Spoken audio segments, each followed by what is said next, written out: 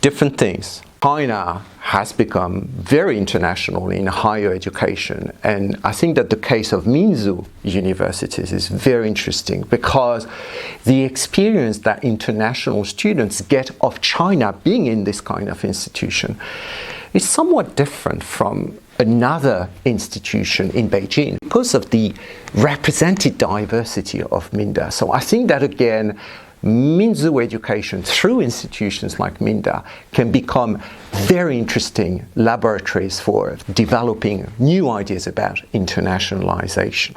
I really see a future for Minzu education in terms of international research and practice for interculturality. One of my fields of research is intercultural communication education. So how to educate people who come from different parts of the world to communicate with each other. And obviously Minda has all of this. And what I discovered in Minda, in a sense, is an ideal place for doing the kind of research that I'm doing.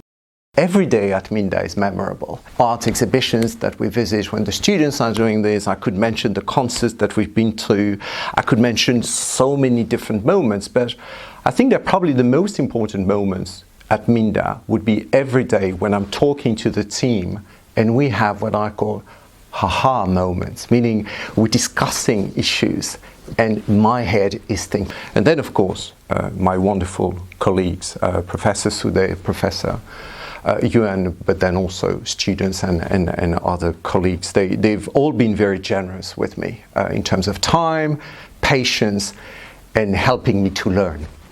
The first project that we had was understanding and explaining Minzu for an international audience. This is missing. This was missing in the literature.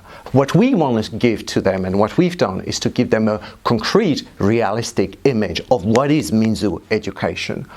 Because when we speak English, when we talk in English about these issues, we have to translate Chinese terms, Chinese concepts that are very difficult for us Westerners to understand. Now, obviously, I'm learning all the time about policies and minority Minzu education in China.